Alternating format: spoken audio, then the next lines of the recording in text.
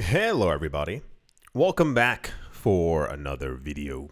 Hope you're all doing well and that you're all having a fantastic day, and without further ado, let's jump right into it. A lot of the news today has made me question what people do with their spare time and if they have anything else to do. So the first story, you'll see what I'm talking about in a little bit. The first story that we have right now, it says Bitcoin is selling for nearly $3,000 less on the website Binance US, providing a significantly better rate than global spot prices, but there's just one catch. It's not really a catch. It's news that we heard about before. A swath of crypto users began noticing a widening price discrepancy between cryptocurrencies listed on the US version of the crypto exchange Binance and their global spot prices, with many calling it a depeg of cryptocurrencies. Nope, that's not what depeg means, especially not in this case. And there's a chart right here and it shows lines going down in red and everyone's like, oh my gosh, I can't believe it. Bitcoin is currently, at the time of me making this video, trading roughly around 27,000 something or other against the US dollar on Binance US. You might notice I keep making sure to give you the words Binance US. It's roughly around an 8.5% discount from the global spot price of roughly around $30,000. Other cryptocurrencies are also trading at a discount. In dollar terms, Ethereum is roughly around $200 cheaper, and Tether is also 91 cents as well on Binance US. Can any of you tell me why this might be, why this news is spectacular, but it won't actually really benefit a lot of people? Usually, in the long ago, if you heard that there was a price premium on Bitcoin or other cryptocurrencies such as those in South Korea and Japan a couple of years ago, you would normally say, cool, let me take my Bitcoin from Binance or Coinbase and I'll move it to a South Korean exchange and perform some type of arbitrage where basically you get a higher price because it's on another exchange. So a lot of people began to flock to Binance US, tried to throw their cryptocurrencies on there, and then found out that they couldn't actually trade. Do any of you remember this? I sure hope you do, because it hasn't been that long. It's been roughly around a month or so. We had news that because of the entire SEC nonsensical fiasco that's been going on for the last couple of weeks, Kraken US, it wasn't OKEX, it was another crypto exchange, maybe crypto.com, I don't remember. There was another major well-known crypto exchange. And also Binance US would be reeling in, slowing down, stopping eventually their US operations because of what the US SEC has been doing. So Binance US announced that they would be closing basically all movement between US dollars and cryptocurrencies on their US platform, because the US SEC doesn't want people to trade these coins against the US dollar, and therefore all deposits and withdrawals of US dollars would be stopping on their platform. So what happens when people can't put new money into it to buy it with US dollars and people are trying to sell but there's no US dollars that can come into the platform? Exactly, the prices begin to fall, which is also, you know, why I keep saying over and over, this is clearly a setup by the US SEC. They do not care about consumer or customer protection, because I could have told them that this was going to happen, but they clearly don't care. What you do is, especially if you have a major problem with Binance, you make sure that every US customer on Binance US takes their money out of the platform before people end up losing it in situations like this. So a lot of people noticed and were going insane and throwing on emojis on Twitter and stuff like that and talking about how crazy it was. And a lot of people tried to go to Binance and they were trying to buy up as much crypto as they could for lower prices. But, you know, that's the entire story. So at least at the time of me making this video, Bitcoin and Ethereum, and I assume other coins, are a lot cheaper on Binance US because of the, essentially, because of the US SEC. Interesting. I don't really know what else to say, but this, of course, was major news as people are always looking for price discrepancies. This is not a decoupling. That doesn't make any sense in this. It is. I'm gonna hold back in saying SEC manipulation, but it's definitely that's a part of the soup. I don't know which part of the soup, but it's definitely part of all that's been going on. That's the price of Bitcoin on Binance US is significantly lower than every other crypto exchange. Let's move on. In another, don't people have anything else other to do than to try to make issues? Crypto firms may appear to be prepping entry into Hong Kong with unabated excitement, but it's yet to translate into country in-hires, according to recruitment executives. For those of you who were not here earlier this year, Hong Kong officially announced that they would be launching a foray into the cryptocurrency space. They would find in 6 months, on the 1st of June, they would make proper cryptocurrency regulations for everyone and every company who wanted to get into the space. This was spectacular news. Most countries, especially as China above them, has banned crypto. Everyone was like, this is great, wonderful, fantastic news. And then we actually heard on the 1st of June, they had made very strong, comprehensive cryptocurrency regulations. Unlike other countries which have had 7, 8, 9, 10, 11 years to do so, Hong Kong actually did it in literally half a year. The news floating around is that apparently there's not a lot of job offerings going on around in Hong Kong. A lot of people are quite upset, and they said that they don't understand why these companies are yet to, as it says here, have a rush for talent. That is to say, people within the country or in general to work for these establishments. Now, I don't know if logic applies to everyone, but gosh darn it, I try to make it apply to me. If these companies have just gotten the go-ahead that they would be legally able to work in Hong Kong or set up operations, these companies are still applying for crypto licenses to work within Hong Kong. Why would I, as a company, go on a hiring spree when I do not have my license to be able to work in that country?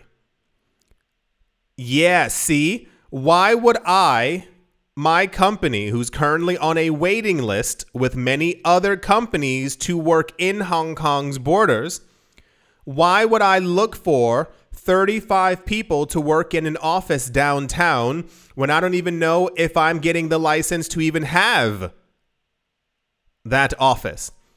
This is in the news today and in this video because I saw a lot of people saying maybe Hong Kong isn't going to be as amazing. What do you do with your time except for complain? There's nothing, like nothing else hit anyone's head. Everyone just assumed that every single company who applied 25 days ago already has their crypto license and they should be hiring tens of thousands of people at a moment's notice to do. So anyway, relatively popular news. A lot of people were talking about it. People were saying, and I've seen the logical become illogical. I saw a lot of news stories over the last week saying that they assume that once again Asia, as I said before in multiple other videos, is going to be at the forefront of cryptocurrencies from now until, you know, as long as they have this level of regulation and also as we move into the next bull run, where Asia before had a strong grasp on the cryptocurrency market and its movements. And they were basically, the word's not depicting. They were basically, they were basically saying where prices, dictating, there we go, where prices were going to go for the market. And then on the other side of the coin, it's a lot of people, I think, is it embarrassment? Is it annoyance that a country that you don't live in may do better than you when it comes to the crypto market? I'm asking completely honestly, because I've seen a lot of the mindset of people being annoyed that their home isn't at the forefront of everything crypto, as opposed to being like, oh, hey, this will probably translate into billions of dollars entering the market, and people will start buying the coins that I hold and therefore raising the value of them, therefore giving me money. But it always ends up coming down to like a negative aspect. A lot of people within the cryptocurrency market, and maybe just even the world, have a very negative outlook and view on everything that doesn't immediately go their way or how they assume that it should actually go. So anyway, it says, yeah, apparently these companies who are, paperwork still being filed, none of them are hiring people. I don't understand why there isn't a rush for talent when they don't even know if they're going to get approved. News. That's the you got to wait because that's how time works news. Yeah? Let's move on. Also, I think people have far too much time on their hands. Recent developments have ignited curiosity, they haven't, within the cryptocurrency community, as Brian Armstrong, the CEO of Coinbase, appears to have deleted most of his older tweets. You know how, like, if you've ever been on Twitter and you start scrolling down, like how long you have to scroll to get to someone's old tweets? I'll even give you one better. A lot of people have or had Instagram at some point. Like you're like on someone's page and you start scrolling down, sometimes out of curiosity, like you want to see what their first photos are. You want to see like what they were doing a couple of years ago. It takes quite a while to scroll.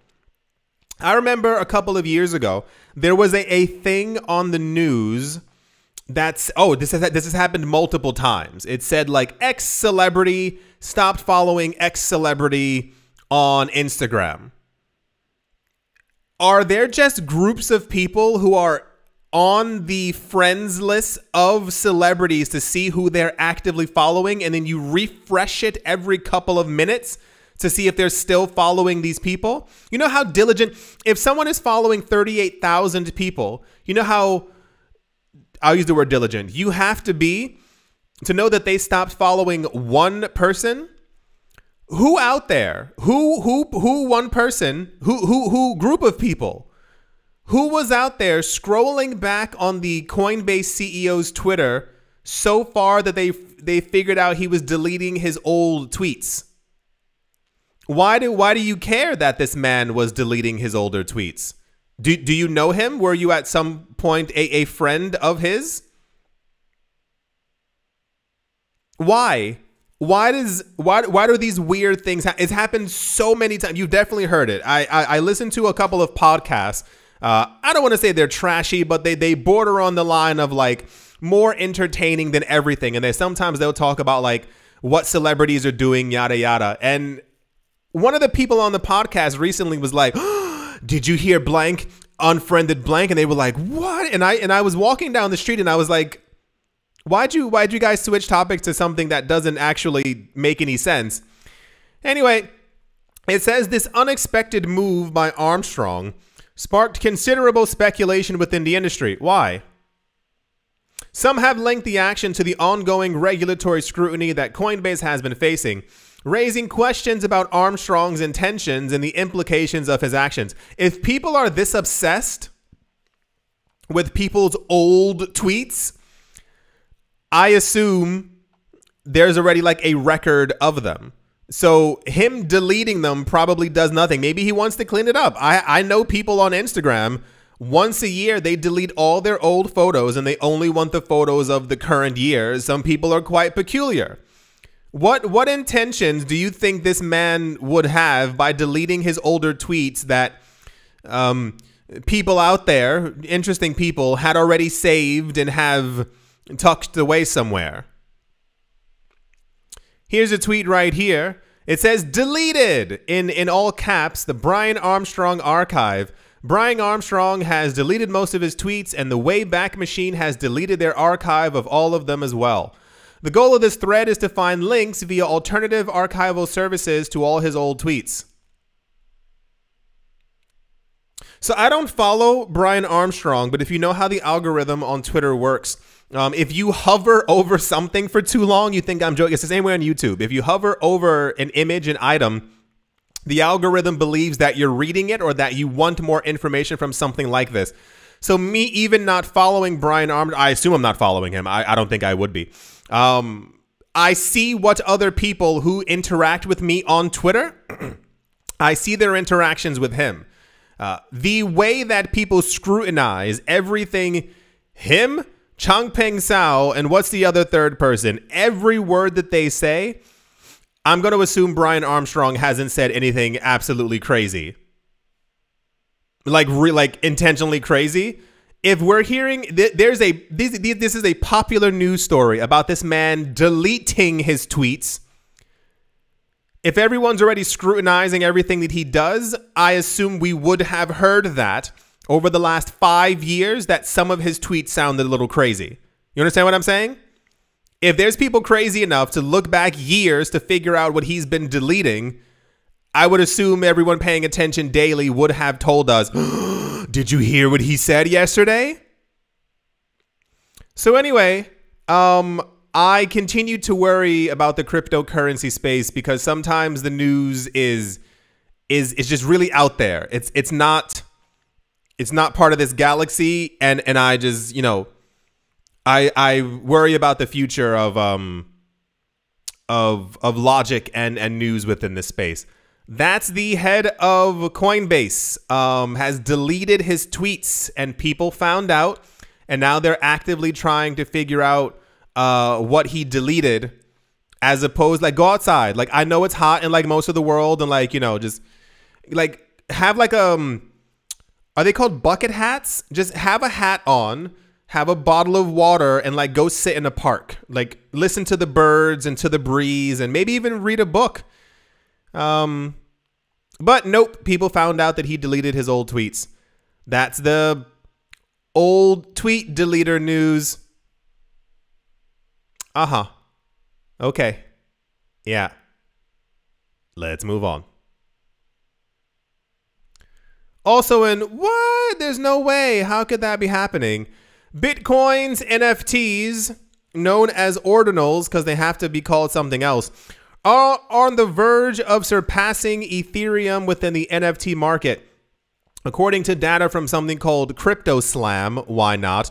Ordinals have seen a significant surge in both sales and active buyers, achieving an impressive 129% growth in sales and attracting close to 10% of the buyer market. I know some people missed this video. This was like 3 or 4 weeks ago. So Bitcoin has NFTs. They're called ordinals. And instead of minting an NFT, you inscribe them. They have their own lingo. Sure, why not? The thing is that you're not putting them per se directly on the blockchain as you would with Ethereum. You actually write this information onto a Satoshi. For some reason, my brain imagines it as like a grain of rice. Always. I don't know why. Imagine a grain of rice and then you like write stuff on it. Oh, even crazier. And this happened years ago as well. You want to see how far we've come in technology? People have written entire books with lasers on grains of rice. Look it up. Also the head of a, was it the head of a needle? No. What's the thing that you hammer into a wall? A nail. Yes. The head of a nail. I think someone wrote an entire book on that with a laser. We are far into the future at this point. I always imagine it like a grain of sand, a grain of rice that has like something written on it. And that's basically what a Satoshi is. So every time that someone creates a new Bitcoin NFT, they're literally writing it on a Satoshi. What I mean by a couple of weeks ago is that apparently there's now like a marketplace for this, and people are looking for and have found some of the oldest Satoshis, and some of them are worth more than an entire Bitcoin. Let me explain. So people have found Satoshis that they believe were minted or created by Satoshi. So imagine like the first computer that was running, and it was Satoshi Nakamoto, and he created however many Bitcoin. People think that they found those Bitcoin and the Satoshis that he made, and they literally are like selling them on marketplaces for like $35,000. There's people who are looking for Satoshis like the exact one Bitcoin, the full Bitcoin that came out after every halving. They're splitting that up, and those are also worth a lot as well. You know what? Just go live your best life. Ethereum still currently leads the NFT sector with a sales total of over $24 million. However, the rapid rise of Bitcoin NFTs suggests that a flip could be imminent. Sure, I don't doubt it. The amount of interest in Bitcoin NFTs has even caught me off guard, because I'm like, sure, like I get the significance of NFTs, but when you're like writing on a piece of rice and that rice is worth like 5 figures and it's more than a Bitcoin, I'm just kind of, wouldn't that mean that? So if you, let's say you found a Bitcoin, like an entire Bitcoin, that like the first Bitcoin that was minted or mined or came out of the machine, like after a halving, like the first one that came out. And if one Satoshi is worth $10,000, random number, but it sounds correct, as the other ones were selling for high 5 figures as well. Wouldn't that make the entire Bitcoin then worth billions of dollars if someone had it? Or am I missing something? I don't know. It's all the whole cryptocurrency space is special. Something very interesting is going on in the last couple of months, I think, and a lot of the news is getting more and more fascinating. That's the way that I'll say that. So yeah, NFTs on Bitcoin are taking over the world. Everyone loves them. I am terrified to see what's going to happen when we have the actual next bull run, and the NFT sector completely takes off once again, and how many things. I think the thing that would launch it into the mainstream and probably, I mean, clog up Bitcoin is if like some really huge company, like you know how like we've had, it's been Nike, Adidas, you name it, are all on Ethereum right now. For those of you who missed that, Louis Vuitton is there, as is Dior, as you know, all these mega companies are like, look it up. They're actively making NFTs on top of Ethereum. If we get something like, I don't even know, other company, some like 3 big companies, and they start making NFTs on Bitcoin, the transactions would take months to go through, like literal freaking months. Anyway, that's the Bitcoin NFTs are going to flip Ethereum. And I assume the moment they do, or we get close to it, there's going to be news again, because people are obsessed with Bitcoin NFTs right now. So, you know, living in the future and all that. That's the NFT news. Yeah. Let's move on. As always, a very special thank you to my 112,000 pending transactions. Did you see that? Bitcoin has 112,000 pending transactions. And I wonder where they're coming from. A very special thank you to all my Patreon supporters: Jimmy Jim, American Crypto Academy, Bodie McBoatface, Sam Ratter, Dotha, Diddy, Manny Cryptos, Crypto Gambino, Auspicious, Agile, and Blockchain, Jamie Saad, and Let's Move On, Empire Queen, Roman, Gaba, Bitcoin, Ben, Arachno, Dave, the Dealer, Zen, Captain, Something, Z-Way, Lay, Mobarazi, VBNerd21, Lauren, Silva, Quarterbity, Troy, August, Space Case, Nina Miracle, Pattern, Nasa, Navarro, Williams, Utopia, 569, Moonman, High, XRP, No, Stormo, John Sarson, the Anima, Rita, Bibliophobia, Adam, Grace, Wise Not, Owl, 242 to the World Bankroll Network, Crypto Artist, Code 3D, Setsuna, Paxis, Jim Gardner, Jemmy Fox, Minting Coins, Jester Crypto, Anytime Finance, Mouse Corner Staff, Bake Me a Cake, Tigger, and Macho Nisa, and on Crypto with Lionel. Thank you all very, very much for your support. Thank you to everyone who left a like, a comment, or has subscribed. I do thank you very, very much. Yeah, thank you all once again for watching, listening, liking, commenting, and or supporting, and I will most certainly be talking to you all soon. See you.